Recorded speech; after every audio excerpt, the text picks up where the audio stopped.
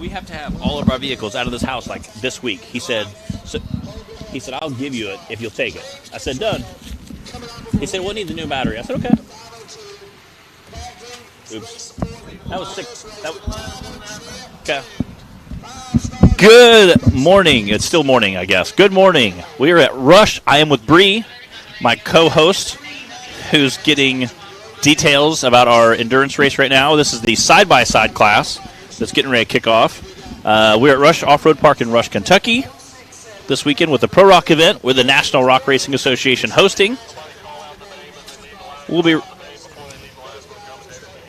be racing this morning for about an hour and a half roughly. We'll see how many side-by-sides, how long side-by-sides will take. We've got quite a few of them. We had told you guys there would be a bit of a break in between. That was the fastest 20 minutes of my life. It was.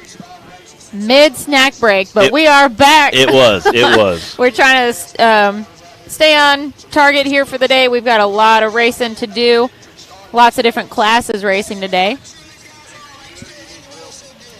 So this is going to be the Pro UTV survival class. We've got everyone getting lined up, ready to roll. I believe I heard that Mark Walraven is on the line or at the front of the line, rather. We're going to try and get those drivers' names for you as they're coming off the line.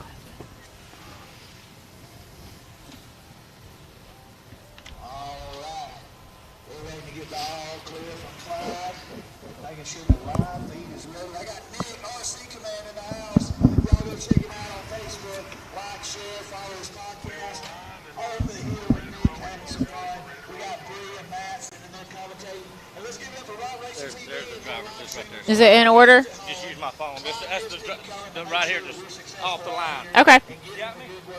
Here, you can have it back. I think you could airdrop it. I have an Android. Oh, that's right. You're an Android person. Oh, don't even. We love her, even though she's an Android person. We still love her, Taylor feels me. He feels my pain. Oh, yeah. Matt, where are the notes that you were going to talk about today? Oh, here we go. Yeah. It's cool. Cool. Actually, we're not ready. Apparently, I did not get the picture like I thought I did. That's because you have an Android. Your phone was like, ew. I can't even take a picture of this iPhone. Ew. Maybe Jimmy Fallon fans in the house? Ew. I can't see with the sun coming behind my sunglasses. I thought I had it. I don't have it. I try to put my sunglasses on like a last resort. I try to let my eyes adjust the best I can, but we have these two really bright lights here. That way you guys don't see shadows on us and try to get great picture quality. But right now the sun is coming from behind us, so we get just a lot of sun action. All right, here we go. Mark Walraven first off the line for UTV Survival.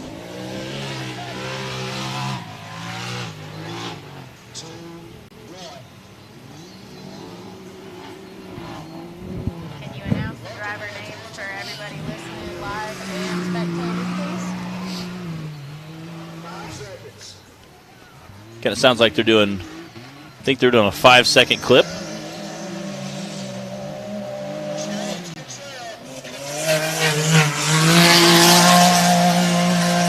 All right, James Cantrell is next off the line. My boy James, it's James Cantrell's birthday today. The birthday boy himself. Racing that Mad Ram side-by-side. Looks like they've got a new wrap on there. They did. I just picked up that Dynajet. I know they helped do some tuning stuff.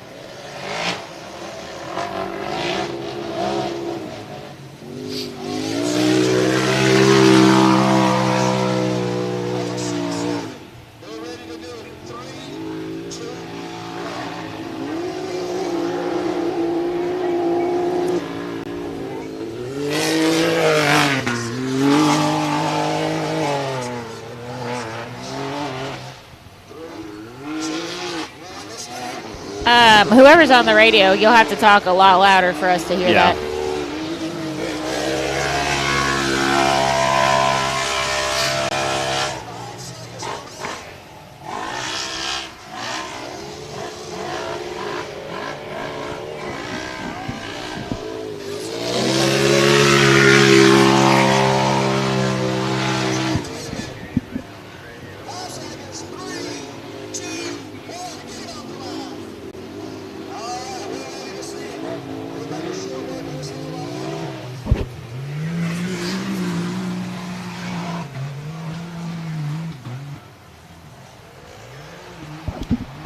I think we have all the side-by-sides off the line.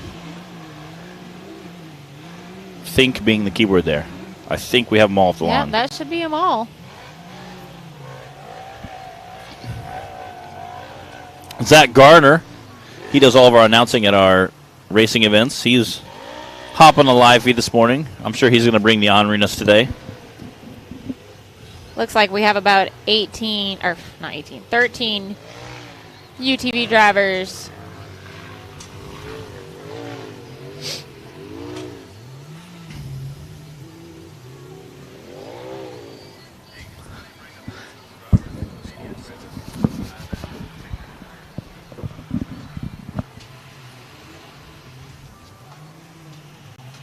All right, again, this is a 2-mile course that the UTV drivers are racing. Same thing that we just saw for the stock and unlimited class.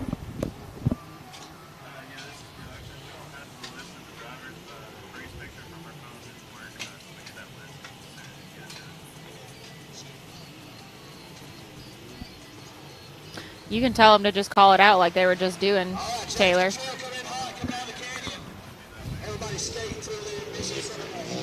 All right, I see James Cantrell.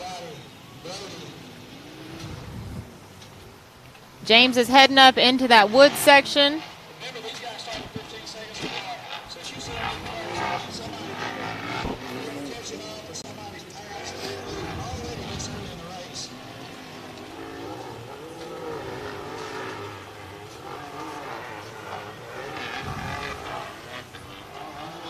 Chip running around on his little motorized bicycle.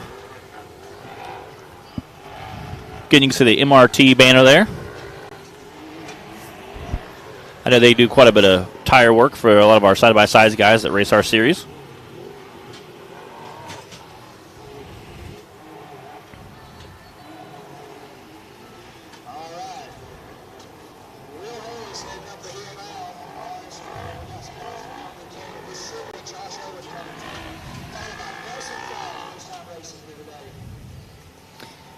I just heard Nelson Frost. This is his first time racing out here today. That's awesome. Nelson, number 69, first time racing today. Glad to have him out here.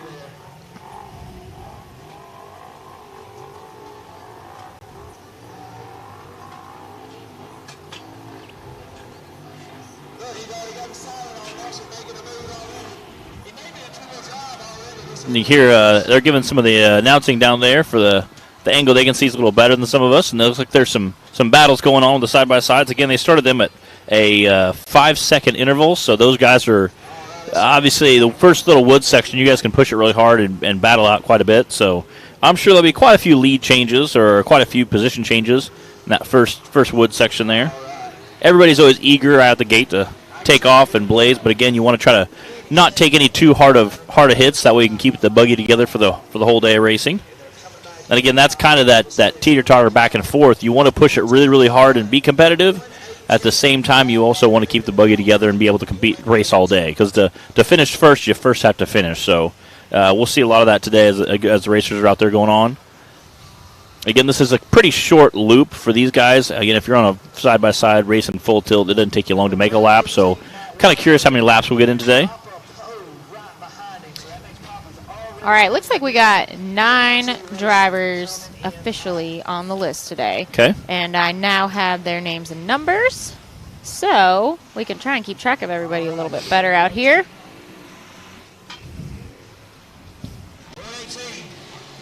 All right. This should be Matt Walraven. Heading up the hill, followed closely by Papa Poe, number 6. Again, that's first and second, I think, battling it out. Less than a second between those two guys. There's a pretty big gap between them and whoever's back in third right now. Looks like James. And James was 4th off the line, so he did pass Tyler Gibbs somewhere on the course. And we all know James has no problem pushing that buggy full tilt. No, I said earlier when I did a survival race out here in UTVs and was passed by James. and then you want to try and keep up for a Yeah. minute. No, there's no way.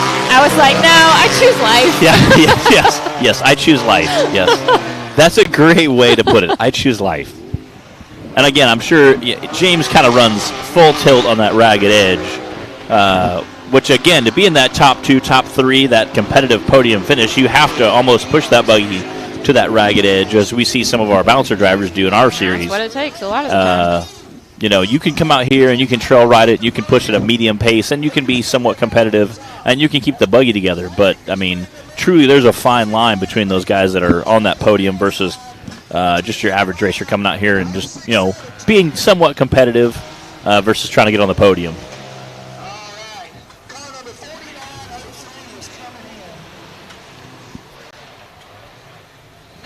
Again, once these guys get spread out, I think we'll have a car cross the podium about every minute, maybe 30 seconds. All right, here's Will Harris. Kind of a cool little Single cage in the seat. front, yeah. Kind of a neat cage in the front of there.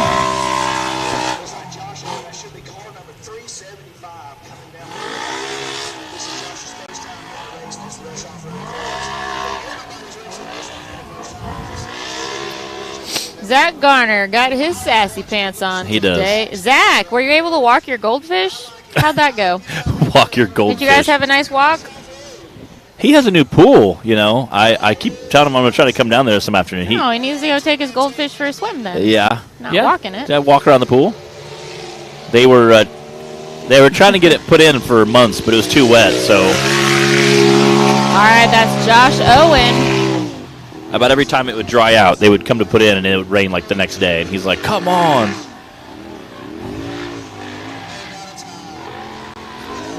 All right, I don't think I've said it yet. Excuse me, since we came back from our short break. But you are watching the 5-Star Tuning September Slam, put on by Pro Rock, and we're at Rush Off-Road in Rush, Kentucky. This weekend brought to you by Power Sports of America and HP Tuners. This is the UTV survival class. These guys are out here battling it out on a 2-mile course. I'm not sure how many laps they will end up doing, but they're going to be racing for a good while out here. They've been making pretty good time, so it'll be interesting to see. And we already saw the stock and unlimited classes racing, doing the survival race. Steve Stosberg won stock class. Liam Morris won the unlimited class. And after this, we will have the kids 170 race, which we will not be able to be live for that. It's just too far away from the trailer. But I'm sure that's going to be a good time watching those guys racing around. They've got a nice little course made out for the kids. And then at 2 p.m. or as close to that as possible is when the UTV and Bouncer Hill Climb is going to be starting. We might be live for that. I don't know. We'll see. Yeah. We'll try. I have a premonition. Yeah. We also have a charity event coming up. We do. Fun Run.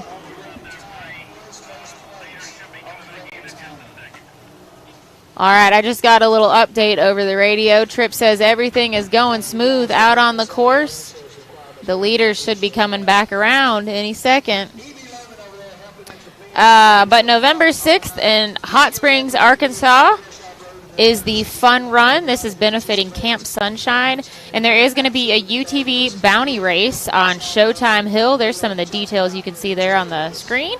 We will be live for the race on Showtime Hill. And another fun thing for the weekend that you can get in on is the raffle for a Razor XP Pro 4 right there. You can see in the picture, $25 a ticket, and that is not bad. And even if you don't win, you're still given to a good cause. And you can go to fun-run.org and find out more of those details. You can either come out in person. You know what? I haven't been to Hot Springs, whatever they call it now, in years. I think the Avenger was brand new. And I took it out and did an East versus West shootout. Yeah. And that was the last time I've been out there. So I'm looking forward to heading back to Hot Springs.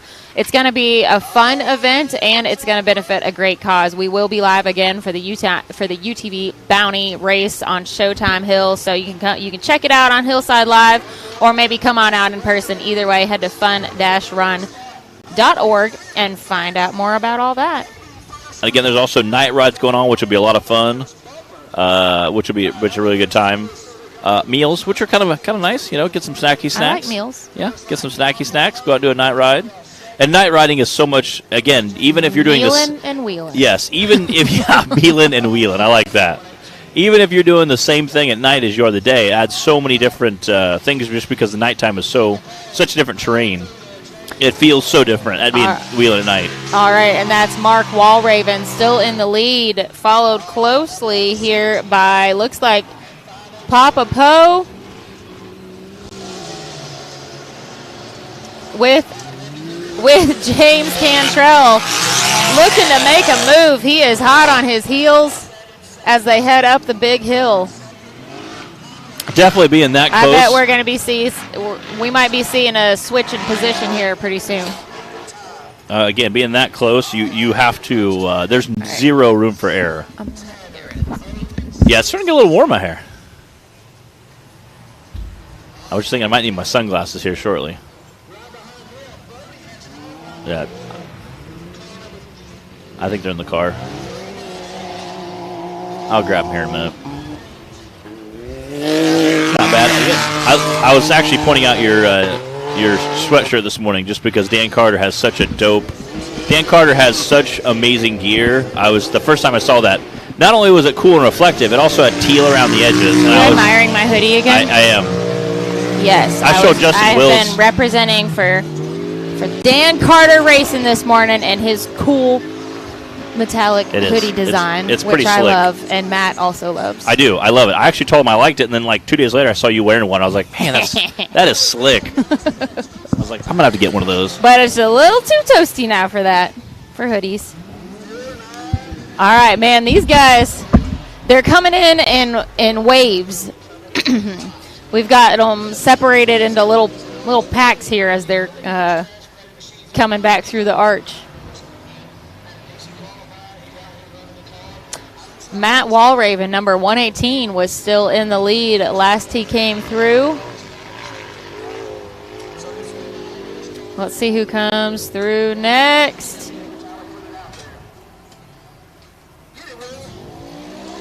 And it looks like maybe, is this Will Harris? Yep, that's number 4903. That's Will Harris.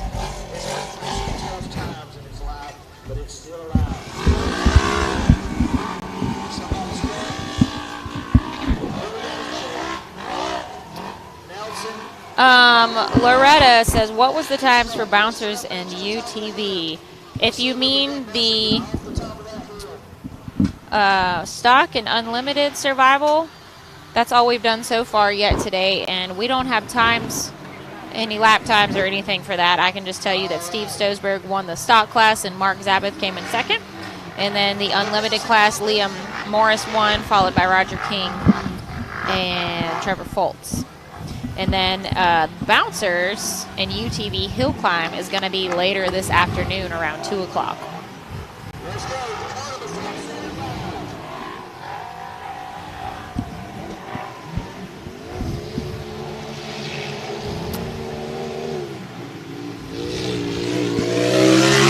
All right, that's Josh Owen heading up the hill right now, number 375.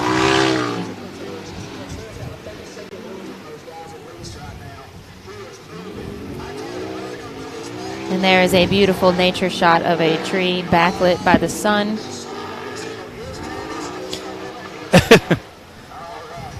And a dust cloud being caused by somebody struggling up there. Can't quite see from this angle.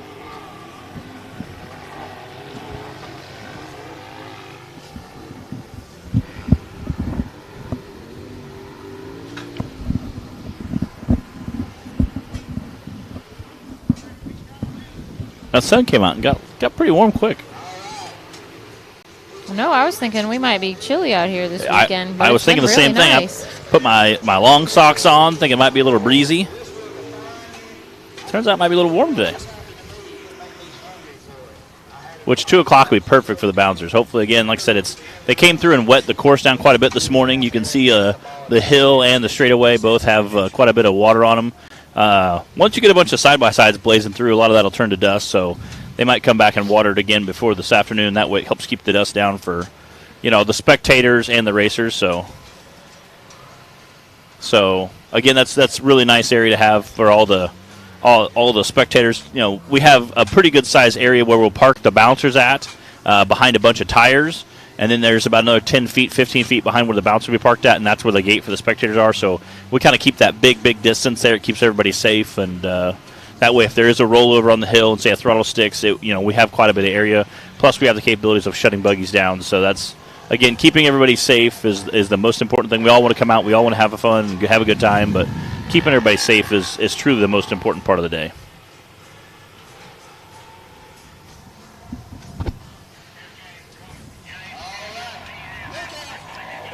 Oh, buddy. Just heard that James Cantrell is in first place now. He started fourth off the line, so he has worked his way up. And is coming in, I'm sure, full tilt right now.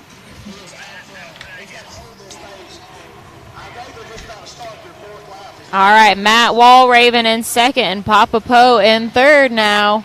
Again, we had some people tuning in this morning that were cheering that Papa Poe number 2 race team on. So, again, James is obviously pushing it hard today. I mean, it's his birthday. He's got to take home a trophy. Again, kind of goes back to holding that buggy together. You want to go really fast, but at the same time, you got to keep the car together, get it to the finish line. So, and second and third look like they're almost bumper and bumper. It looks like Papa Poe moved up to second, and Matt Walraven in third now.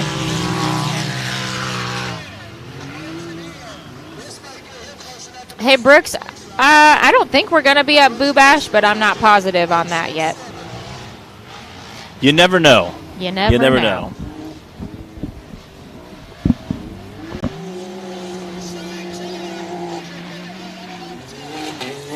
All right, that's Zach Tanner. Looks like in fourth place. The Hammer King production crew always likes to say, we'll keep it liquid. That'll be a liquid situation. It may change. That sounds interesting. It is. It means that everything's tentative. I think most people say fluid. Yeah, fluid. Yeah, fluid. I've never heard a liquid situation. Yeah, it'll keep it. Keep it. It's very tentative. It's a very flexible thing. So, it's a fluid situation developing at this point. There you go. Boo Bash is a fluid situation for so us. we could be there. I like going to Boo Bash. Is still Dirty Turtle Off-Road Park is fairly close to where I'm at, so I don't mind going there. It's not too bad of a drive. That was Brody Owen. Again, the guys that run Dirty Turtle are all really awesome. Will and his wife's Sorensen's, they're super, super great people. They always take great care of the racers and fans both. They have a nice bathhouse. They have ice cream in the general store. I've literally been watching the racing, watching on the track, watching a side-by-side race while eating ice cream. I'm like, can you get much better than that? Pretty good day. It's a pretty good day, Pretty good day. I wouldn't mind taking Big Booty Judy back out on the course. And they have such long jumps. I bet it would be super smooth, too. Oh, it was fun. Dad and I raced out there. He brought his little Patriot mini buggy. Yeah? And I drove Judy. And all of the course is great except for this, whoops section on the back side of it. Terrible. It knocked me out of gear both times I went over it. I was talking to several people. Did he race that at Dirty Turtle last year? The Patriot buggy? It was earlier this year. Okay. The spring when we were there. So, me and several people were speculating if he could get that dialed in, that could be a game changer. We've talked about a game changer. Because back 5 years ago, whenever he started it, it had, it would have been competitive, horsepower-wise. Yes. And it's not now, though. And it being a motorcycle motor and having to shift and everything, it kind of slows you down. And it doesn't have a great turn radius, no reverse. But again, if you could, he wants to put a snowmobile motor in it. Yeah, again, if you could play with that a little bit, that thing could be We brutal. talked about it after we did that short course at Visions this year, because both of us have a lot of fun doing that. And it looks fun. A bunch of us were out there watching, and we looked like you guys were having a blast. It's a fluid situation. It's a fluid situation. That's all I'm saying. It's a fluid situation. It looks like a lot of fun. And again, I've only done very limited short course racing, but it looks like a lot of fun. Well, if we are at Boo Bash, I'll take you around the track in Big Booty Judy. Okay, we'll get out there and sling it around a little bit. Yeah. I still love that, like, you guys were, like, racing it one day and, like, 48 hours just back home, like, hauling bales of hay. For those of you who don't know, Bree has horses. So when I make jokes about bales of, like, putting bales of hay in Big Booty Judy, I'm actually being 100% serious. Like, they could literally haul bales of hay for the horses with it. So we just don't tell my mom when we race it. Yes, yeah. See, what happened was... That's her farm vehicle. Yes. Sort of. So we put, like, hay in the back, and you can haul buckets of feed or bags of feed with it. Don't tell when it comes to what we break. Yes, Just work some repairs into the budget somewhere else. Like, man, our grocery bill has went out of sight this month. Like, I know, babe. It's crazy. Food has gone up drastically. Then she sees, like, 4 brand new tires. Where the tires come from? I don't know. I don't know where they came from. She doesn't go out to the shop much, so that helps. That's true. She goes out and it's like all the tires are missing. It's up on jack stands. She's usually just like, I don't even want to know. Yeah, it's cut. Yeah. Just don't tell me. Uh-oh. Oh, we're getting some details over the radio. James Cantrell is off the track with some sort of... Oh, he's walking down the hill right now. He's definitely got some problems going on. Zach Tanner has moved up to first place. Oh, no, James, that is never a good sign when you're got to get out and walk back down the hill. And he doesn't look like he's hurrying in any anticipation at all. Oh, man. We need to get him over here. We do. And again, we kind of talked about that. You know, you want to push the buggy hard, but at the same time, you kind of have to keep the car together to get at the finish line. So he was in first place and blazing when he broke. So I'm not sure what he broke, but judging by his pace at walking back, it's not good. Good call, Taylor. I was just about to do that. I don't know if he's done for sure. We'll see if we can get him over here. But Zach Tanner has been working hard to move up the line. He was 6th off the starting line. And last we heard, Zach Tanner is in first right now.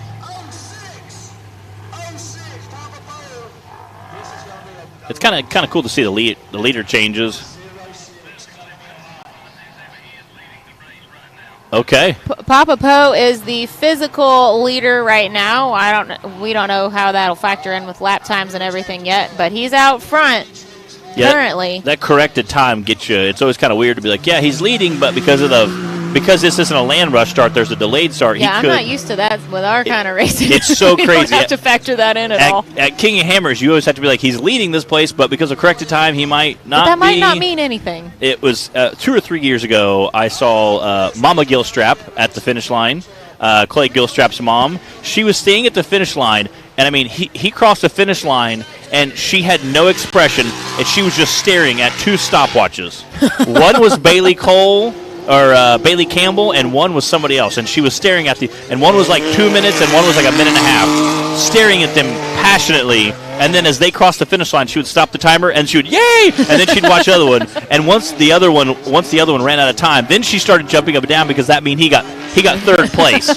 So he was on the podium. So it was super exciting. You know, she could finally rejoice once her 2 stopwatches, had passed the 2 times because of corrected time. She wasn't, he could have got 5th place, but once the 2 stopwatches, passed their time, he ended up getting 3rd, which she was super happy about, and ended up on the podium. So it was just kind of fascinating to see him cross finish line. She could care less. Yeah, it definitely changes things up a little bit. Watching. Can't celebrate too soon. Yes, glued to the 2 stopwatches. So What's up, Bebo? We wish you could be here instead of working, too. Brian is a heck of a guy. All right, now I did just hear over the radio, I didn't catch the driver's name, but somebody picked up 10 seconds on that last lap and moved up into 2nd. Papa Poe? Okay. Wow. That was Papa Poe. Picked up 10 seconds. Again, flying through there. Again, lane choice has a big thing. Doing some pre-running, you might notice a line that, hey, if this side ruts out, you can pick another line, which helps you shave off some time. And also having fresh open air. You're not breathing somebody else's dust. You're not chasing somebody down. Having that fresh, clean air is able to get out there and blaze where they might pick you up a little time. It is actually harder than you think to be following too close to someone when it's dusty out. Oh yeah. Because it just makes it hard to see, and when you're having to make quick adjustments out Yeah. there on the fly as you're weaving through or, picking a line through the rocks or whatever. It definitely makes it more difficult besides the fact that you're breathing it and it's getting in your eyes no matter what kind of visor or whatever you have on. It still finds a way. And it's slowly clogging up your air filter as well. So not just you breathing, but the machine is also having trouble breathing there. Yeah, that's why I didn't keep up with James Cantrell a few years ago out here. It was the air cleaner. I just had to get out of the dust. Yeah. That's why. Yeah. That's all. Anthony Yunt will be racing hill climb at 2 o'clock, and I do not have a driver's list yet for that, so I can't tell you how many vehicles exactly. And I wonder what he'll be in. Is he in his buggy? Yunt, are you racing? I've seen him race several other vehicles in the last year or so I'm always curious what he'll be racing. Uh-oh. Looks like somebody's stuck up there. We have about a half dozen bouncers, I think. I've seen, let's put it that way. About a half dozen bouncers I've seen. I'm sure there's some more out there scattered throughout the crowd, so we'll see how many got for today. Again, that big leap of faith. I raced my big bouncer here, my old bouncer here about 5-6 years ago. We raced it, and I don't think the leap of faith was as bad as it is now. It looks a little bit bigger, but it was still a pretty good sized gap. I think it was flat. I think it came up and then it was flat and then went up. Where now now it's actually undercut. Yeah. So you have a lot more to drop down into. It's a little bit more scary. Although we did have several guys crash. Richie Keith was one of them. He brought it up and just I've seen some crashes up there too. He bottomed it out and broke his rear axle and I think front axle as well because it crunched all the way down as he rolled back to here. So yeah. And I think that was the only race he raced that year either. Brought it out, broke a bunch of stuff, and then went home and just put it away. So, speaking of Richie, I saw that he had his mega truck out. Yeah? Somewhere recently. I saw some pictures on Facebook. I think he likes doing the megas more than the bouncers, I think. Because he has a lot of fun. I'm glad to see him out doing something either way. He has a lot of fun with his mega truck. All right, that's Josh Owen that just went by, number 375.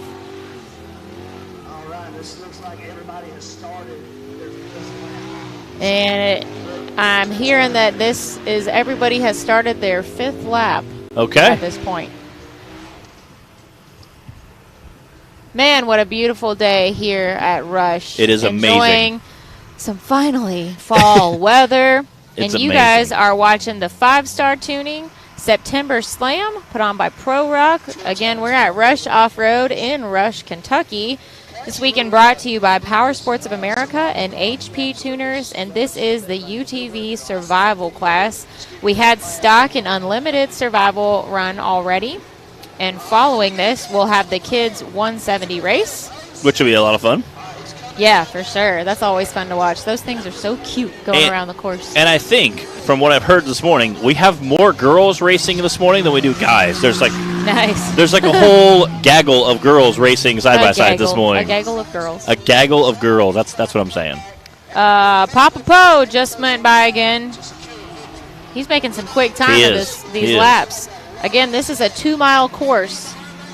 Each 2-mile laps out here. Sometimes it takes drivers a few races to get in a good groove, get that course wore down in their brain, and then they can really start putting on the speed. Or you finally get some ruts going. You get some really good ruts going. Now you can sling into them a little harder.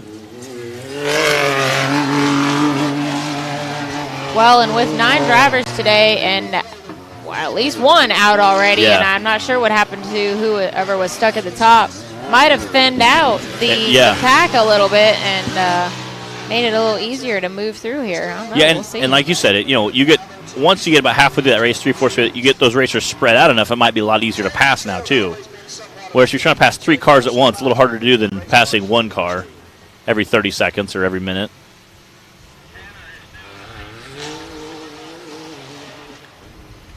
All right, Zach Tanner is still in the lead. We just got the word, followed by Papa Poe. That's your 1st and 2nd currently for UTV Survival. Ethan Martin just jumped in. Again, he was one of those guys that went to Bristol and didn't invite us. I'm just throwing that out there. No shame on you, Mr. Ethan Martin, Mr. Tunnel Vision. I love his buggy name too. It's just so iconic for him. He works for railroad, works for a company that does contracting for railroad, and they do tunnel repair for trains. So his buggy name is Tunnel Vision, which is just so cool. So I just love that fact. It glows in the dark. And it glows in the dark too, which is pretty great. Glow in the dark paint on the chassis. Not often you see a glow in the dark buggy. So huge shout out to Ethan Martin. He's one of our side by side racers. Again, they went with the Bacons last week to Bristol and watched a NASCAR race. So that was super cool. I'm sure they were cheering all of us on from the live feed. I see Angie hop in the live feed a couple times. What is up, Mr. James Cantrell? How are you all? Hi. Happy birthday again. Thank you very much. So first, let's start off and say happy birthday. Well, thank you, sir. You were out there. You worked your way out of the first place, blazing through the course. What happened? We saw you come walking down the hill. Axle nut sheared off. Are you serious? One of those fluke. Wow. Never had it happen before, and caused the left rear wheel to exit the car, and we're stopped where we're at. The left rear has exited the chat. She was done. Wow. But it was a fun course. Pro Rock did a great job laying out a nice 2.5 mile course. It was real fun and fast. So you got a couple laps in. How'd the car feel? Car felt great. Yep. I mean, we were pushing good, not running an extreme pace, but running fast enough to get out front, and just one of those fluke things that happens. And you came off the line, what, third, I think? Fourth, okay. And it didn't take you long to work up. No, I think third place ended up breaking right off the start, and then we caught Papa Poe, and we were able to get past him, then sneak by first, and we were putting a good distance on him until the car broke, but that's racing. And we talked a little bit about that. You want to push the car hard, but at the same time, you want to kind of get to the finish line. So it's kind of that balancing act of. It's real tricky. That's the big thing I love about endurance racing. You can't run 110% the whole time. As much as your mind says you have to go, the cars just won't take it. You got to kind of check up and play a smart race to make sure you're there at the finish. And how does a person who wants to go out there, I know you're like a lot of racers, you want to get out there and go as fast as you can. How do you mentally say, hey, let's pull that reins in? What do you do? I try to just tell myself that the car won't take it. Like, you can't make those mistakes in a side-by-side that you can make in like a 4400 car. Yeah. They're very forgiving. You can monster truck pretty much everything that comes in front of you in a 4400 car. But you get in the Razor, and they're fragile. You got to keep telling yourself the parts won't survive. Yes, they'll go this fast, but to run that fast for an hour and a half, it really takes a lot. It is. Such a beating. They're not designed for what we do with them. I mean, they're designed for your pleasure rider, people to go out and have fun, and we're taking them to the absolute extreme. Yeah. How many laps do you think are going to be done out here? We're doing 12 laps today, which it should be just about an hour. I think we're running a little over 5-minute laps. Yeah, so 24 rough miles at speed. 24 rough miles at speed. And it doesn't seem like much, but at the end of 24 miles, the cars are really wore out. It's crazy how bad they are after 24 miles. Well, we don't get to see you around as often because everyone's in different series and racing different classes and everything. So tell us what you've been up to this year. This year we've been running the Ultra 4 series. We've traveled around with them. We've been here earlier this year. We were here for the anniversary bash with Rush and Pro Rock put on a cool event. It was an awesome race. And then we went down to AOP, which is another awesome Ultra 4 event. And then after that we went up to Crandon.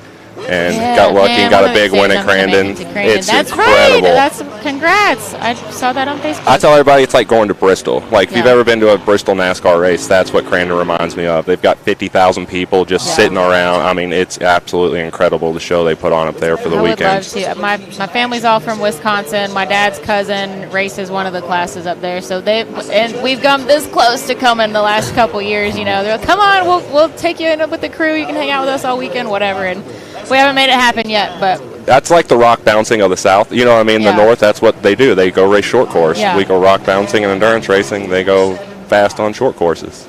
And it's incredible. Those Pro 4s and Pro 2s, when they come through turn one with 900 horsepower, 4 wide, there's nothing like it. It's incredible. Sure.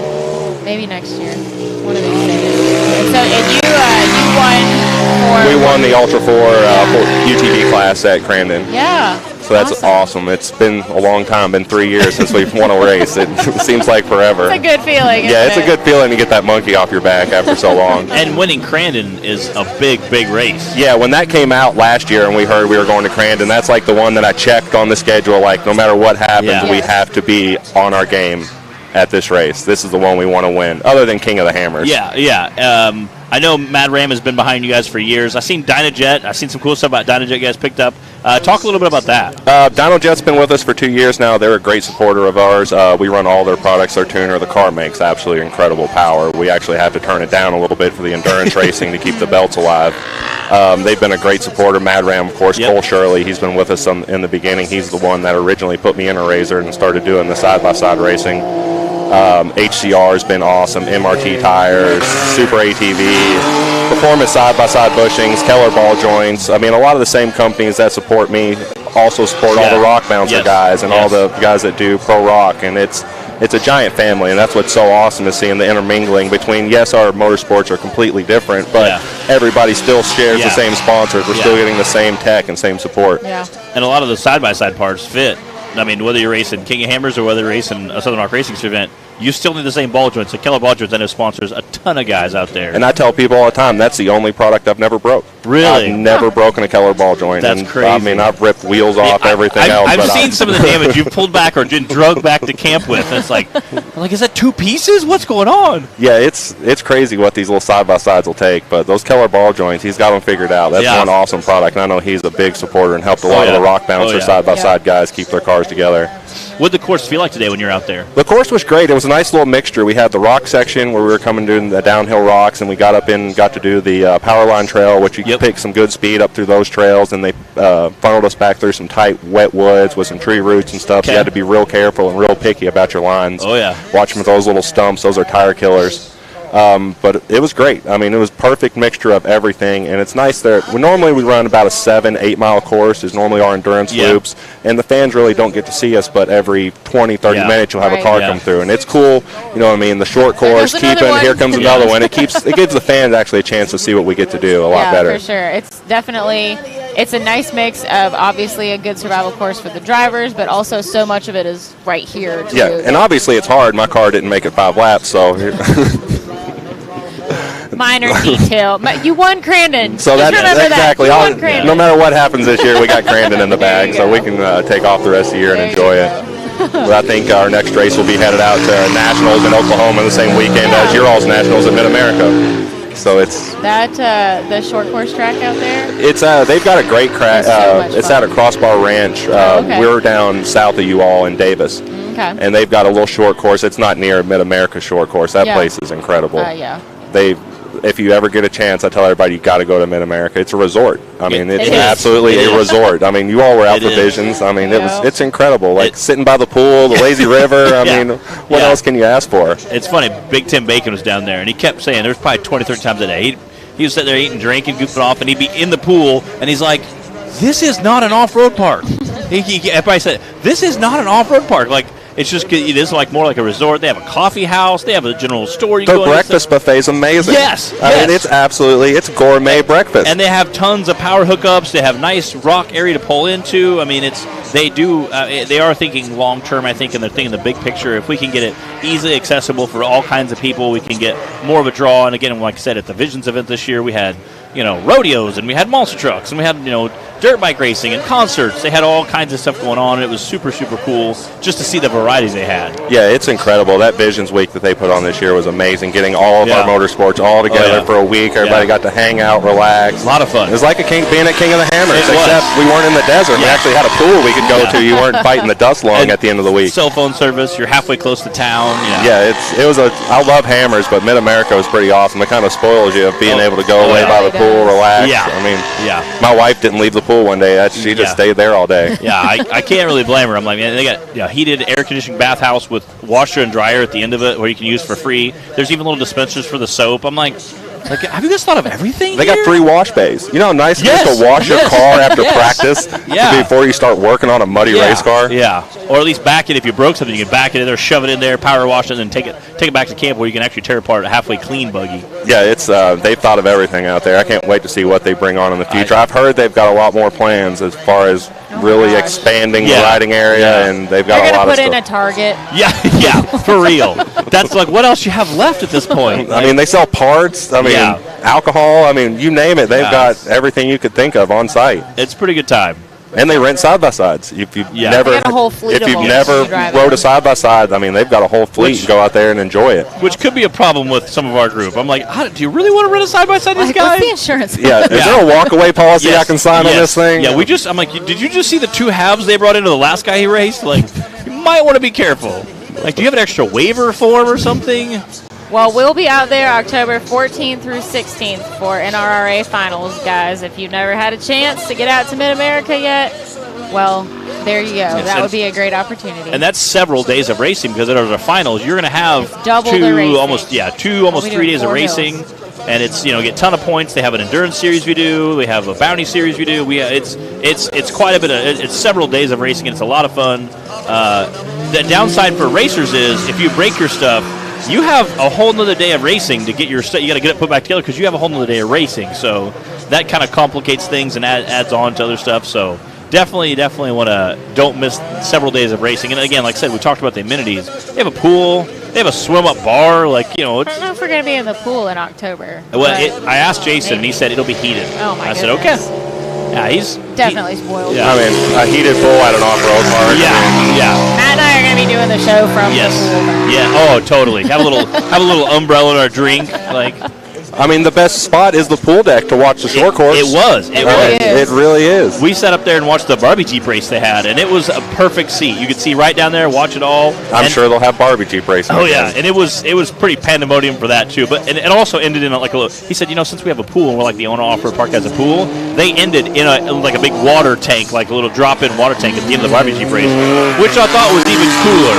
Obviously you had to get there. Some of the Barbie Jeeps had crashed before they ever got there, but it was super cool to watch them splash into this big puddle at the very end of it. A lot of fun. And again, the pictures that came out from that were even more crazy. But yeah, those guys that do the Barbie Jeep racing, I'm a little too old for that now. Maybe about 20 years ago I'd have been down for that, but I'm the same way. I'm like, I don't know if I'm that tough. No. I need to put on football pads for real, or something like a full face helmet. Oh, Zach Tanner leading by 1 second. It's going to be a shootout. Oh, it will be.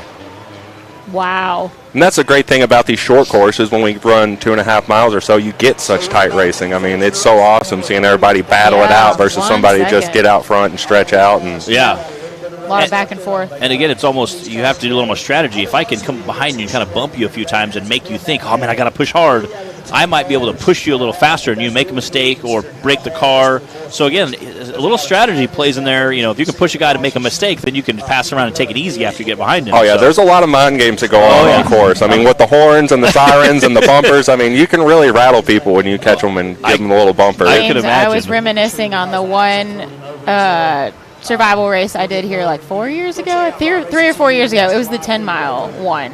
The Race to Riches. Yes, that's you what it drove was. Jody's Razor, wasn't it? I did, and we were talking earlier about getting past. You think you're going so fast, and then I'm like, freaking James Cantrell comes up behind and is got the lights, and you got to whip over to the side, and I was like, he passed me, and you try and hang for a second and keep up with you, and I'm like, no, I choose life. Yeah, I always tell people we used to race when we first got into Ultra 4. They would run all of our classes together, and we were out there in a Cherokee. Yeah. And when you're out there in a Cherokee and Shannon Campbell comes by you at the Badlands running about 100, you're like, I thought we were going fast. We were not going fast by any means. Shannon just blows by you like you're sitting still. Like we're sitting still, and we're thinking we're driving this little Cherokee for everyone. It ain't even on the same road.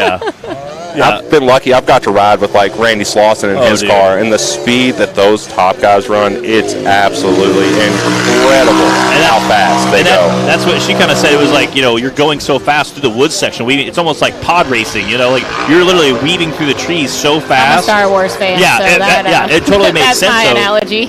You're racing so fast through those wood sections, all those trees. I mean, you almost have to calculate the next turn like a rally driver when you're going into that turn. Yeah, 100%. You're not looking directly in front of you. You're looking 100 yards forward at what's coming, because we're traveling, I would say, roughly 60 miles an hour today through some of the wood sections. Wow. And the trees are coming by so fast and the holes come so quick, you've got to be looking at what's coming, not where you're at, and try to remember what you're going to hit while you're still looking ahead. Then it got dark. Do you remember that race? Then it got dark. It was dusty. And then there's shadows everywhere. And the dust was absolutely incredible, that race. That was the dustiest race I've ran out here. That's why I was like, I could have hung with James a little longer, but it was just the dust, man. Yeah, so we were bad. turning our light bars off. We were just running in dark. We had one little amber light because the dust was reflecting off the light bar so bad that you couldn't see with the light bar on.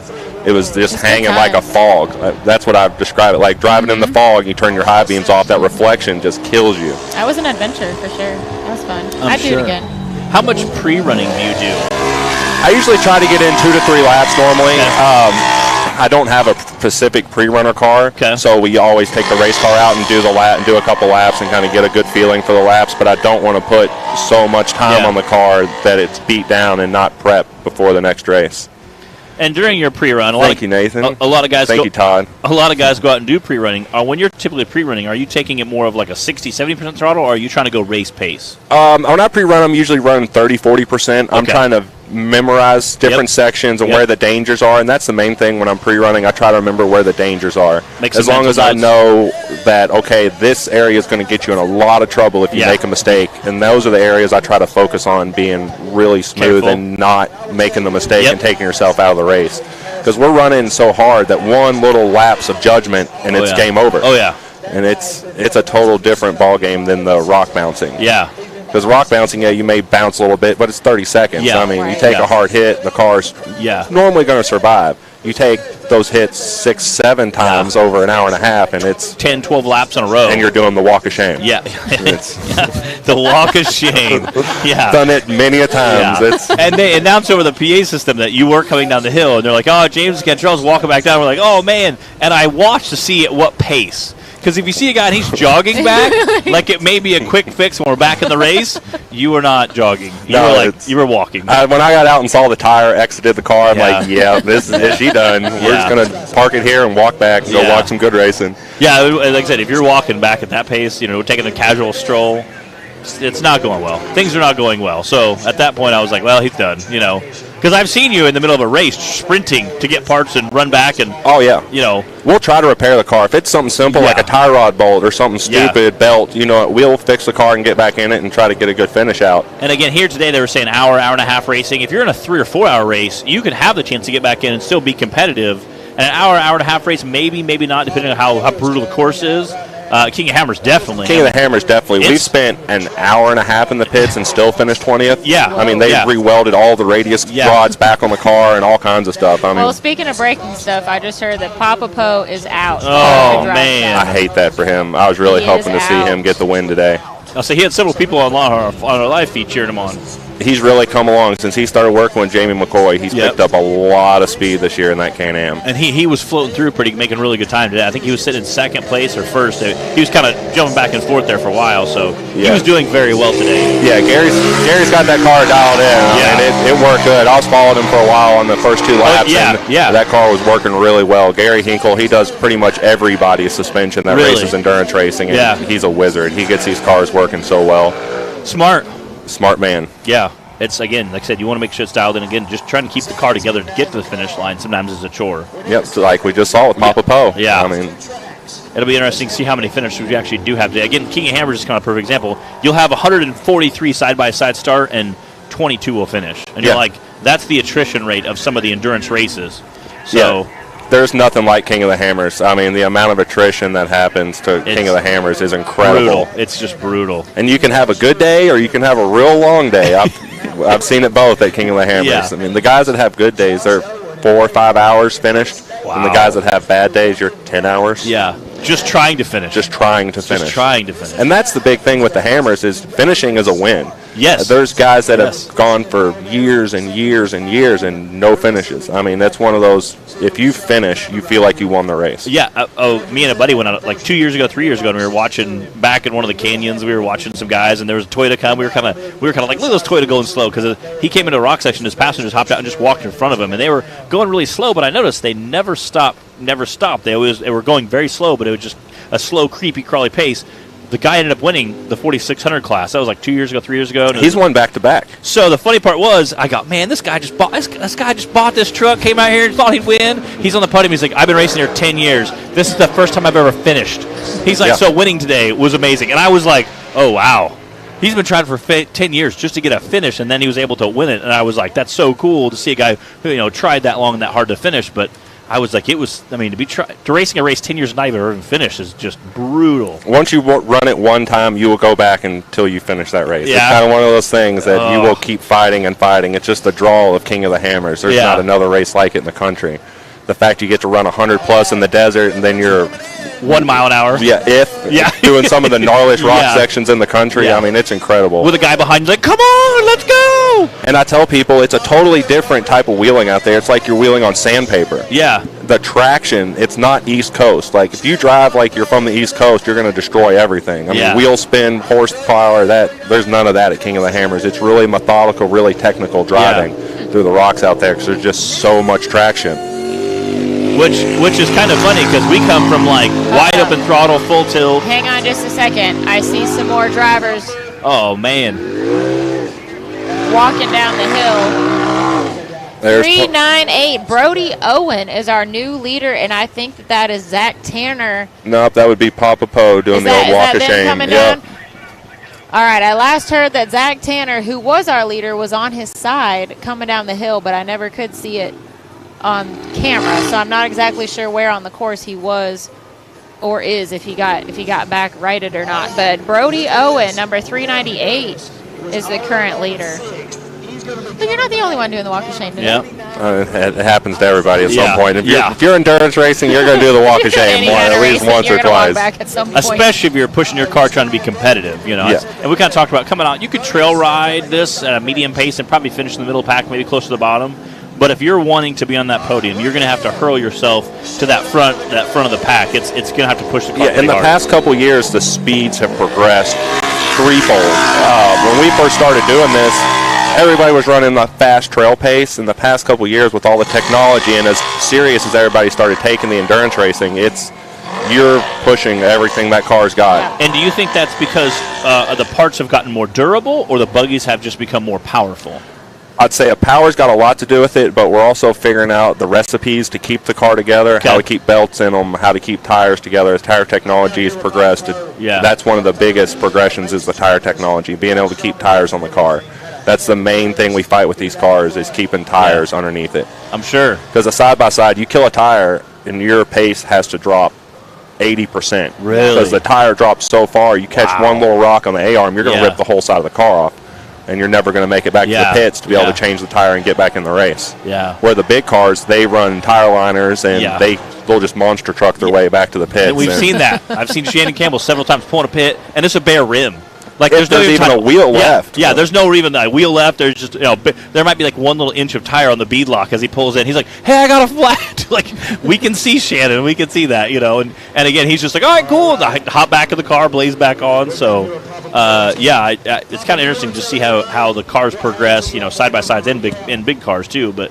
Just to see it, the technology that goes into them is just incredible. And a lot of guys will run tire balls. We can run them in all series except Ultra 4. Yep. Tire balls are a great product. They'll allow you to get a puncture and still finish the race most of the time you don't even know you got a flat until after the race. Really? You get out and you see the liquid from the tire balls coming out of the tire. You can still run 100% pace with a flat with tire balls in the side-by-sides. That's impressive. And that's a big advantage is having tire balls in the car. Did you say Ultra 4 doesn't allow Ultra 4 does.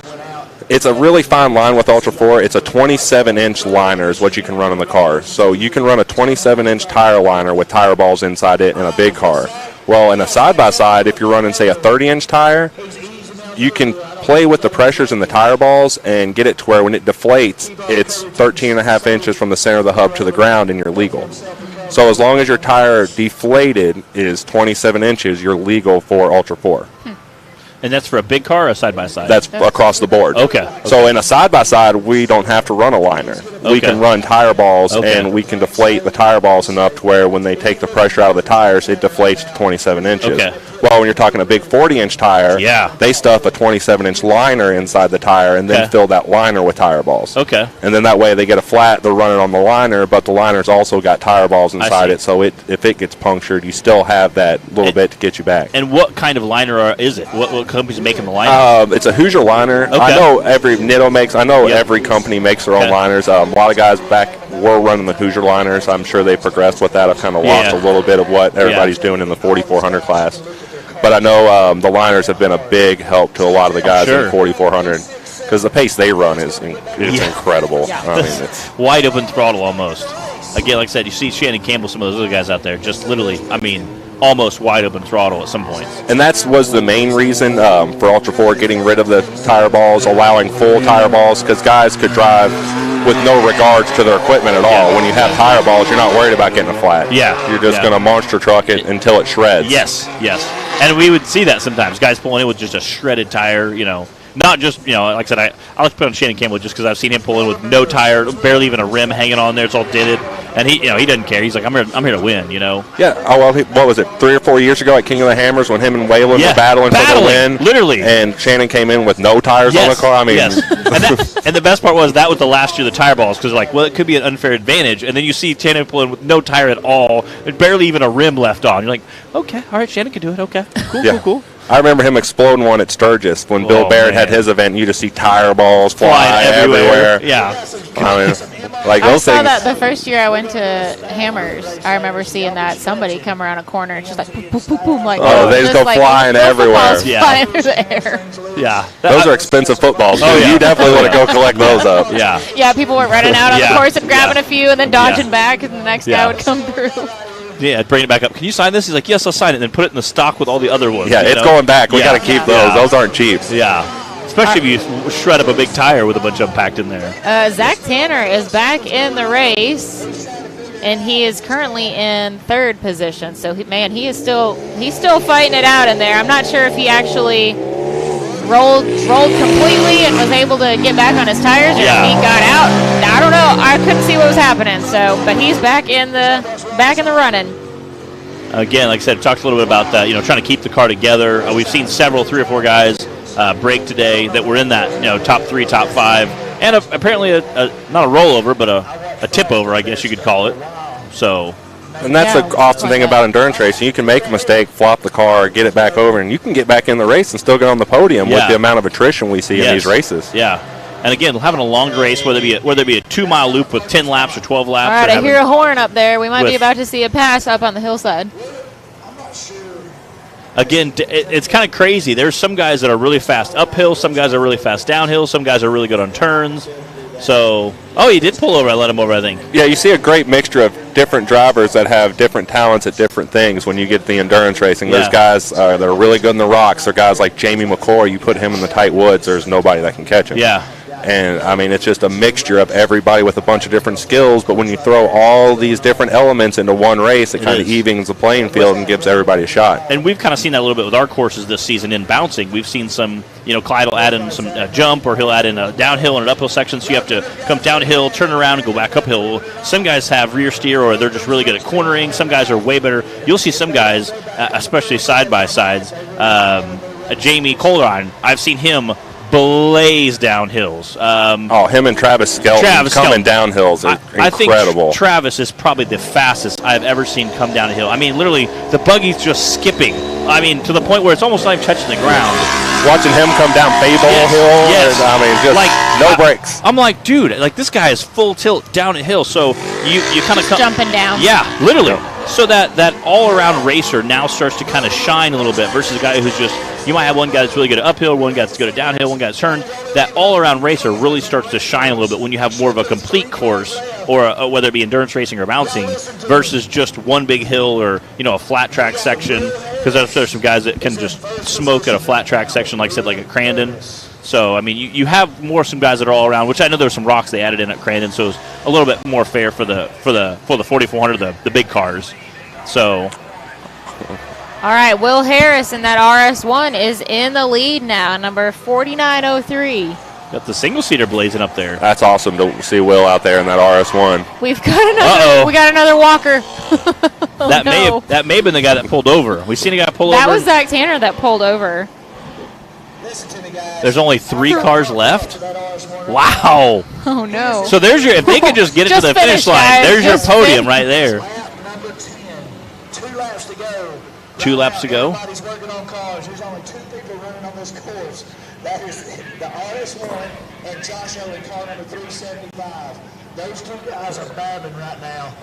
There's 2 laps to go, and I'm pretty sure Joey just said there's two cars out there. I figured there was going to be attrition, but I didn't think this course was going to be that much attrition. Wow. But that's the thing that gets you. The easy courses, you drive so much harder because you're not thinking, okay, this is easy. We're not really, but the cars are absolutely taking a thrashing. Oh, yeah.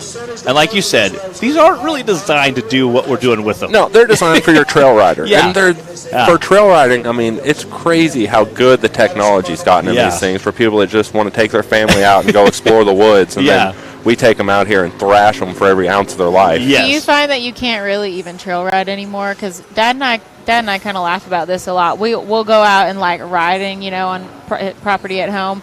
But then we end up just doing it as fast as we can. Yeah, that's what we end up doing too. We end up racing around the woods, like we'll go out trail riding in our Cherokees and the Razor or whatever, and we're gonna trail ride. But then we go faster and faster. It's like we race each other to the next obstacle, and then we'll stop and all hang out, and everybody hits what they want, and then race to the next obstacle. Man, it's hard to slow. It is. Once you go fast, it's addicting. I mean, it's the trail riding. Then your brain thinks the whole time like you have to, and you're looking for your line, and whatever.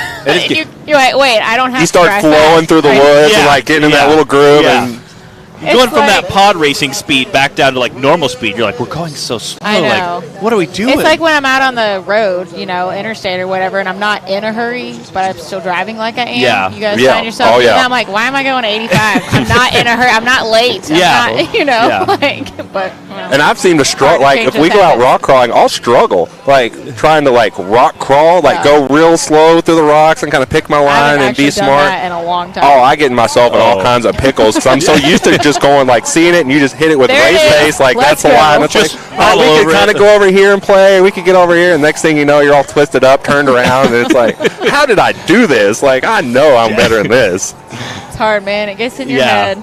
But it's so much fun. Anytime you can get out in the woods, it's a great time. It is. Especially with a bunch of friends, having a good time. Take a cooler and have some snacky snacks. Throw it full of beverages in there.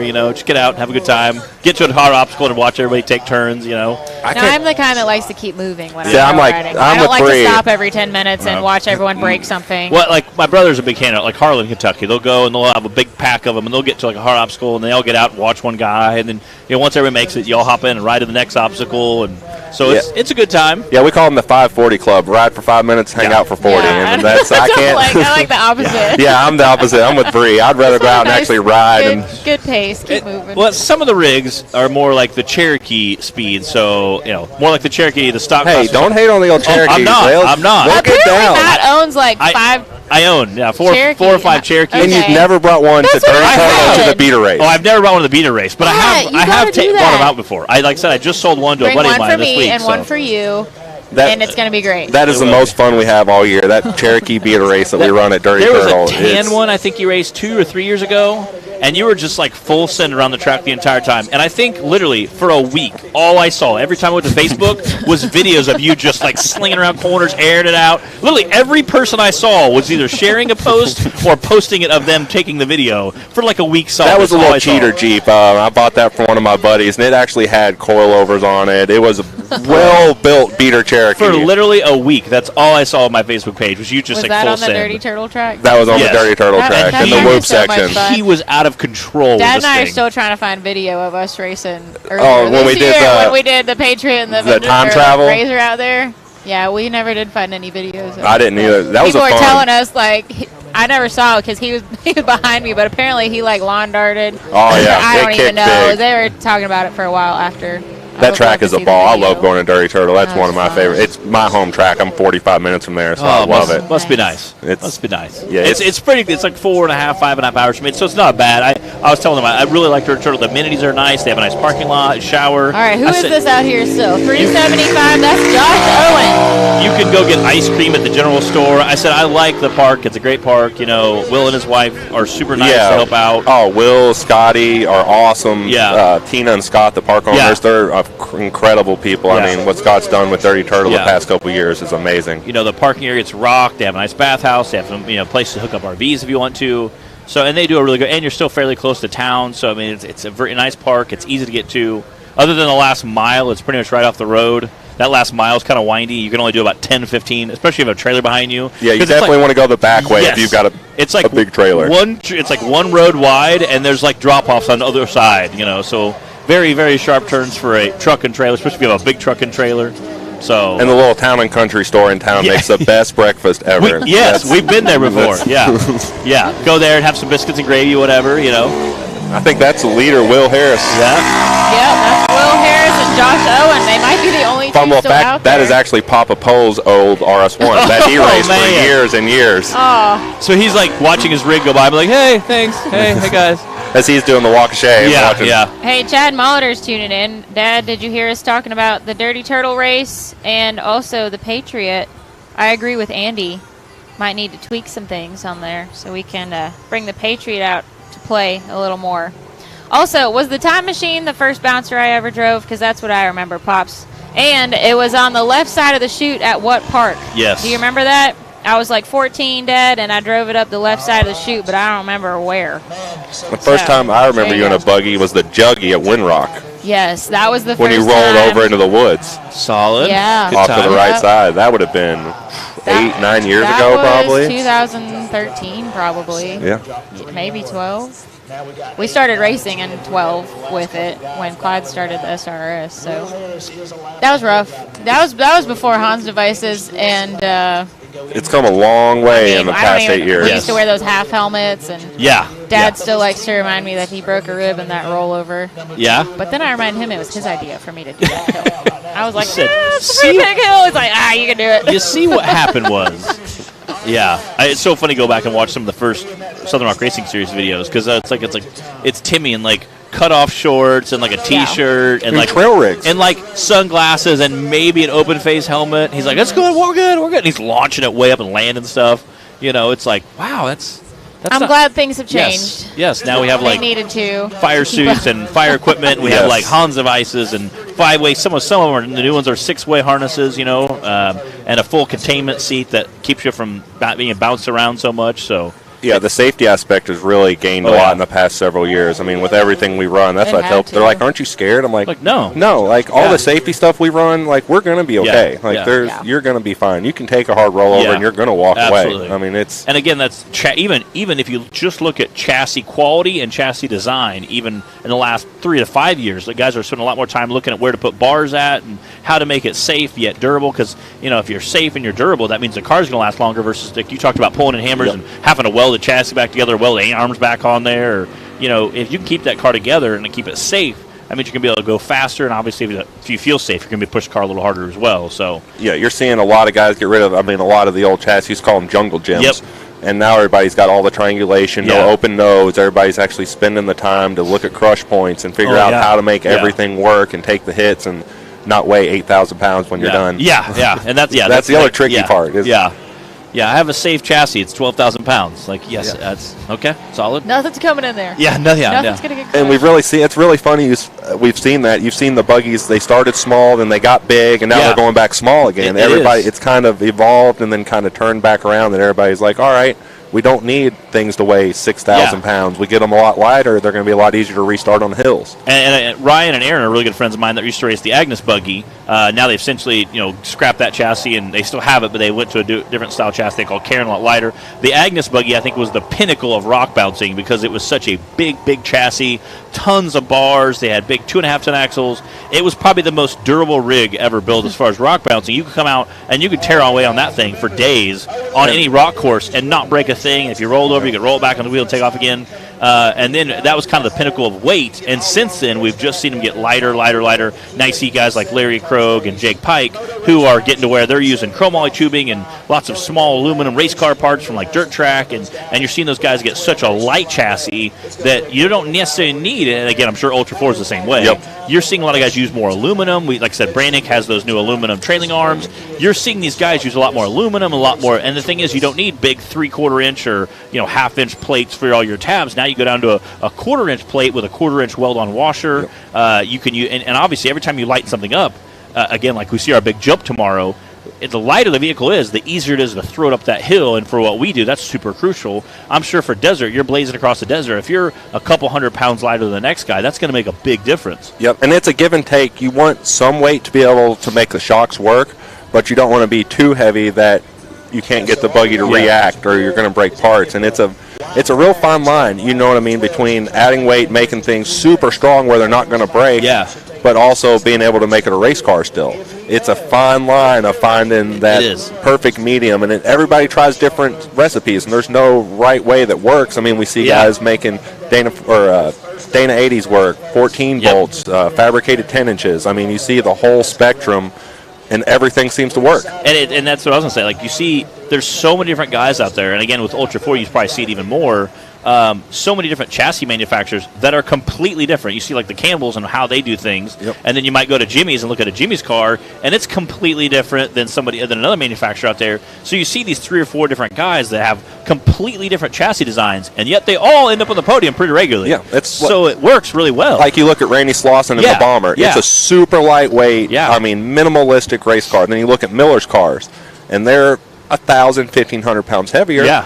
But they still accomplish the same thing, and they're both equally competitive. And they're both safe cars, too. And they're both extremely safe. I mean, both are very competitive. You see them battling on, on the race course each week. Every other week you see them battling back and forth. And then, like I said, you got Campbell's, and they have kind of their own weird-looking square back end design with the right hand or some other left hand drive, and they have the engine that sits near them, and it's kind of offset.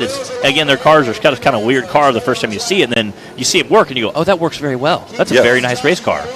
Obviously, it's done very well. He's been, several time multi-time king. Won everything you can win. I mean, and he started out in the rock crawling world, and kind of got bored with it. And said, hey, there's this thing out in California. I got kind of bored crawling. Let's go try this. And now you're seeing guys advance to like the portals. Triton Engineering, the new Von Gitten's new car, Lauren Healy's new car with the portal front end, and they've gotten so far advanced now that they can change their A-arm setup and go from a full portal to a non-portal just by swapping the A-arms. And depending on what kind of racing they're doing. It'll be interesting to see how that plays in and how kind of durability we're coming up with. So I think if they can keep the portals alive, those cars are going to be really hard to beat. Just because it gets ground clearance. You can get the ground clearance in the diff, and you still got the IFS to let it work. But at Hammers, it's still hard to not count out a solid axle car. It is, because they're durable. You got Miller and Slauson run last year. He was our king last year. And you can never count those guys out when you get in the big rocks. Now, at places like Crandon, I think an IFS car has an advantage on a true short course. Because I think you could throw it so hard, you literally just hold it wide open in the corners. It's like driving a big razor. Yes.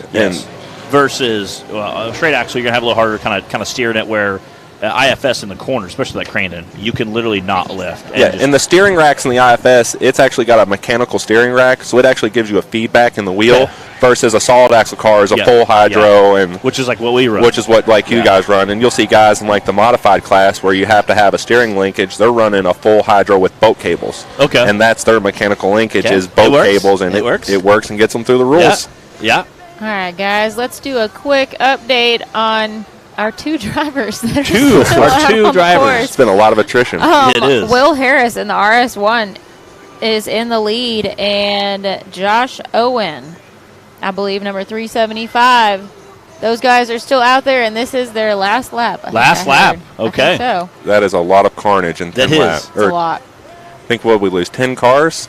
It was 9, I think. Start with 12. Start with 12, finish 2. That's kind of like a Hammers type tradition there. Start with 130, 140 cars. 20 finish. It's 20 or 30 finish, so it's not too bad of a deal. Yeah, it's nuts. So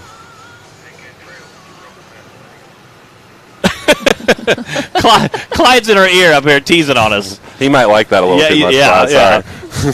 And the great part is that we can hear their radio, but they can't hear us talk back. So that's even better. So he can hear on the radio, but he can talk back to the radio, but we can't. So we hear they say, but they can watch us. Usually they'll be in the crowd somewhere, like making jokes on the hill, so we can hear them, but they can't quite hear us. This is only our second race with the new headsets. I like the headsets. These are nice. We're getting used to all the voices in our heads now. And a lot of times, again, we're so close to the racing action with the big bouncers. We're next to the starting line. Like you can kind of probably see the edge of the archway next to us. They're right next to each other too. I think I just heard that Will lapped Josh Owen, and his teammates are out there trying to get him to calm down. Like it's calm okay. down. Just finish. You're doing good. Just keep the car together. Yeah.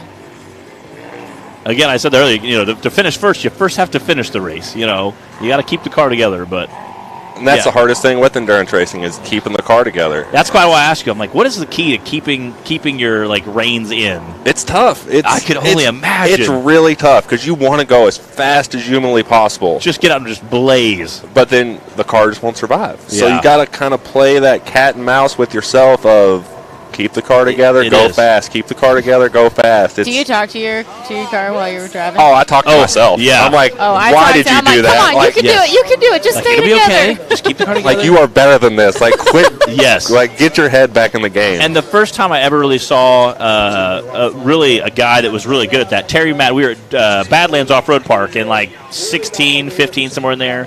And Terry was there. He was with, I think, Bailey. I think he was co-driving for Bailey. And it was like the first lap or first half of a lap, and he said there was cars just blazing, boom, boom. There was like 20 or 30 of them. He said they were all just blazing past us, and he goes, I literally just looked at her and said, don't worry, we'll get them.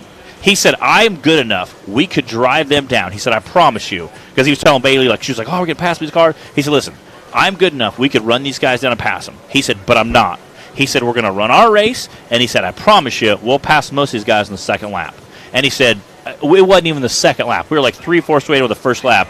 He said, you just saw, side by sides off the side, literally just one by one we passed them. They ended up finishing first. He said, I honestly, with all my heart, he said, we could have raced those guys down and we could have outdrove them if we needed to. He said, but I told her, just listen, it's the first lap, don't worry. A bunch of guys excited, they've been prepping their car all week, or maybe it was the first race of the season for them, whatever.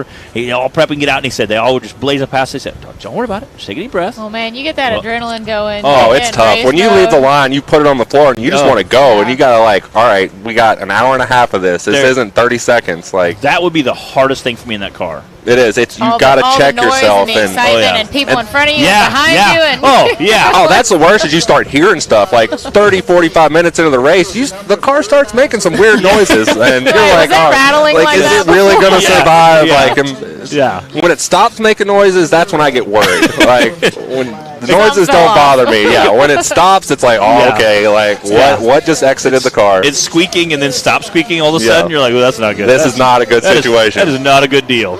Yeah, and then you have a guy behind you honking, and you're like, man, I want to just blaze as fast as I can, but I can't, And that's the other thing is when people catch you being smart enough to let them go and then try to get behind them and figure out where they're faster than you at versus jackrabbiting and smacking a tree and taking yourself out of the race. It's a fine line of. And I've seen that in Formula One. Guys get behind them, or even NASCAR. Guys, you have two teammates, and you have one guy that's the lead guy get around, and he's just trying to push that lead guy enough to where he can burn up his tires, use a lot more fuel, and he'll have to pit sooner, burn up tires. Obviously, in NASCAR, we see some guys, teammates will say, hey, I'm doing really good in points. Get up there and nudge that guy out of my way. So he'll get up and maybe sacrifice himself and wreck, and then that way I can lead, go get the points. And again, if you have 3 or 4 guys owned by the same team owner, he automatically wins.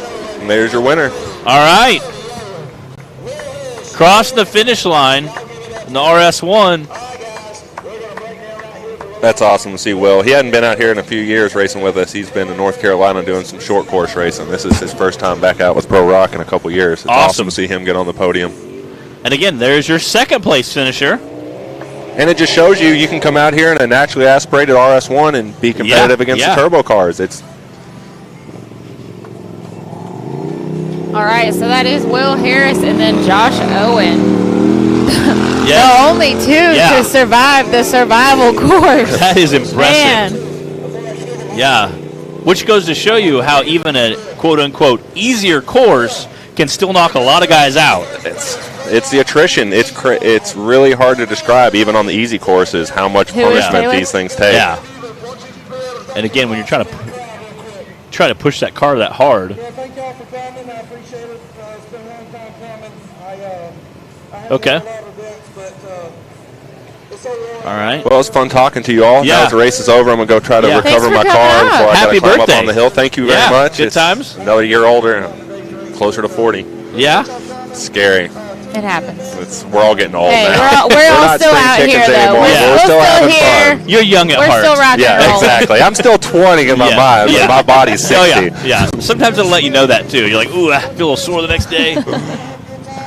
Well, it's good catching up with you. You too. Thanks for hanging with us Yeah, up I here. can't wait to watch rock bouncing later. Oh, yeah. It's going to be, like I said, we'll kick that off around 2, so it'll definitely be some excitement. I can't wait. Yeah, the gap jump's always exciting. It will be. It's a good show. It was good. Thank you all. glad you got tuned in. That was James Cantrell that came up with us today. It's his birthday today. Again, he got knocked out. Was doing some racing in the his left rear wheel left the chat earlier than he anticipated. So I know how that feels. Yeah, unfortunately, he was out for the day. But apparently, that was par for the course, judging by how many guys were out.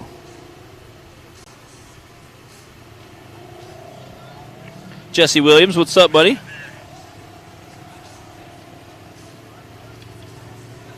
Travis Skelton jumping in. Awesome. So First place coming Will up. Harris on his way over.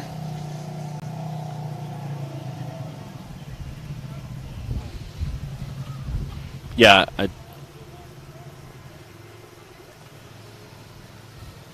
I think he's getting out now. That was nice to catch up with James. It was. It's been a while. And I love James because he's raced about everything. Yeah. It's like not just different vehicles, but also at all the places. All the series, all the parks. So I always like all the classes. I always like catching up with James. He's a heck of a guy.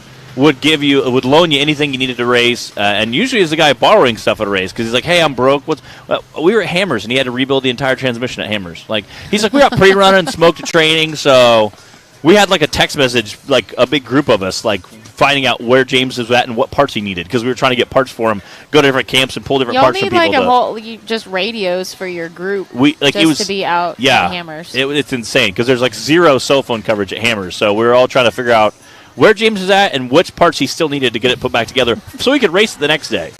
So it's always a good time. So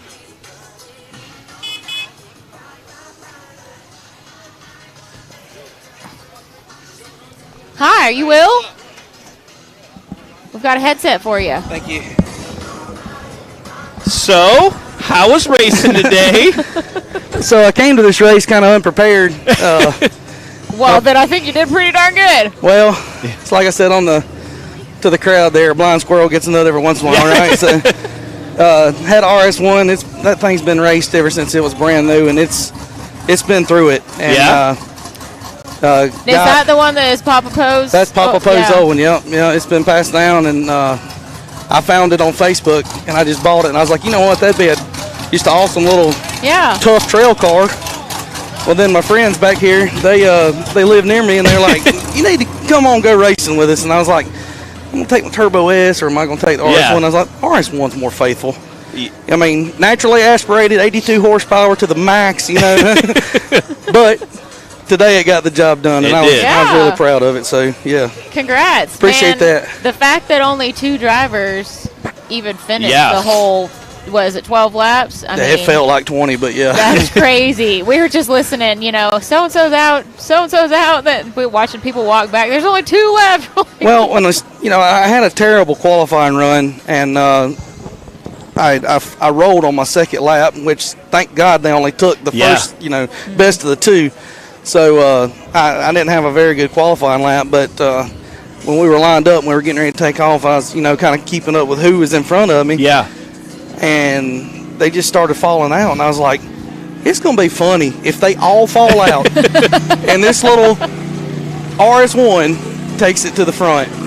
And when I came back, Tripp looked at me and he said, "You're in first place. You got one more lap. Keep it together." And that's all. And that's what there were some people waving at you, trying to get your attention. Listen, just keep the car together. Well, was the last lap more stressful, knowing that no, you were going to win as long as you didn't break anything? So what I had planned was go fast where you can and go smooth as possible and just make a finish. And I have a hard problem doing that because I'm normally the checkers or wreckers kind of guy, but the car normally breaks. But the RS1, I'm real proud of it today.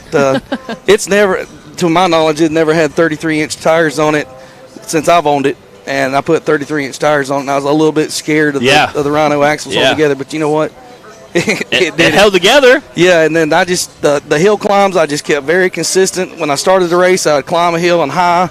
I'd stop, put it in low, and I'd just stay on course as much as possible and keep it consistent.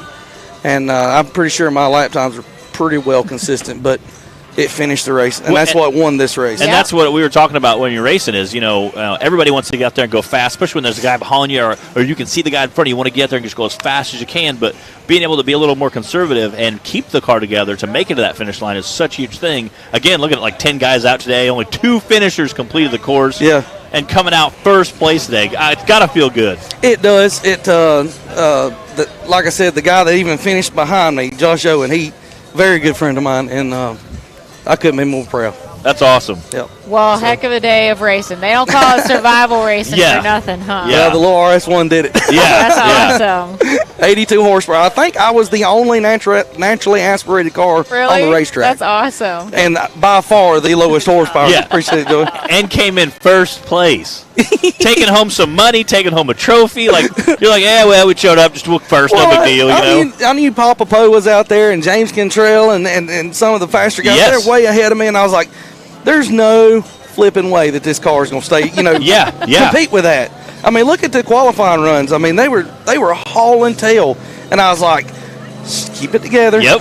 Maybe I can make it happen, and good Lord took care of me. It's awesome. It's super cool. So. And again, like I said, James Cantrell is a guy that can absolutely lay it down. He's raced hammers. He's raced about everything there is. Yes, sir. So to have a guy like that out there battling with you, this is something you earned. It wasn't like something they just we gave him a participation trophy. I mean, you're battling some hard guys, and just trying to keep the car together is such a task out there. Yes, sir. Do you think having the RS1 helped you? In the tight stuff, absolutely. It killed me on the hill climbs. Yeah. Because of the power. Yeah. The turbo cars could just bullet right up to the top, and the RS1. Now, it worked. Yeah. But out on the like the canyon. Yeah. I could zoom right through the canyon just being because narrow. of the narrow. Yeah. And I don't know if I just put it on the car and was like, all right, just. So I didn't even. I mean, when I started off in the canyon, I didn't even hit the brakes. I just really. I wasn't on the gas either, but just let the car just kind of float. Yeah. And then I popped right out, and then it was a good race. That's awesome. So smooth as fast is the way I looked I'm at it. glad it worked for you. Was. We're happy for you. Yeah. Do you want to give a shout out to anybody? Good Lord above. He takes care of us every day. My wife, I appreciate. She wasn't able to come, but my 3 kids at home, they're big support. Jody Hickman with Team DFS. He helps them with the car. Mitch and Colin Truitt, they help me all the time with parts and kind of showing me, hey, you need to do this. I ran some new suspension, which is Gary over at G-Force. Yep. I was very impressed. Yeah. I'd actually got those shocks from Mitch, and he was like, try these out, man. See how they do. Bolted them on the RS1. Love them. Yeah. So it's a good place to test them out in here. But those guys and the fun group is Mashy Motor Racing. It's just good old boys just having a good time. It is. We eat good, and just so happens we come out here and the race starts, so it all works together. That's awesome. Mealing and wheeling. Yeah. That's my new phrase for today. Yes, I like it. Yeah, so we eat good, which you can tell. You know?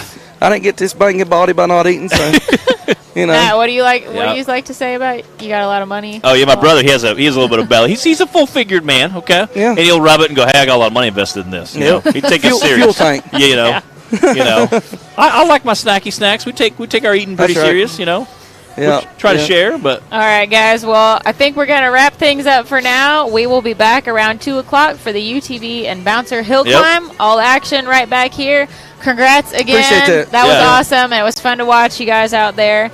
And I think that's it. We'll be back around 2. We'll see you guys. All right.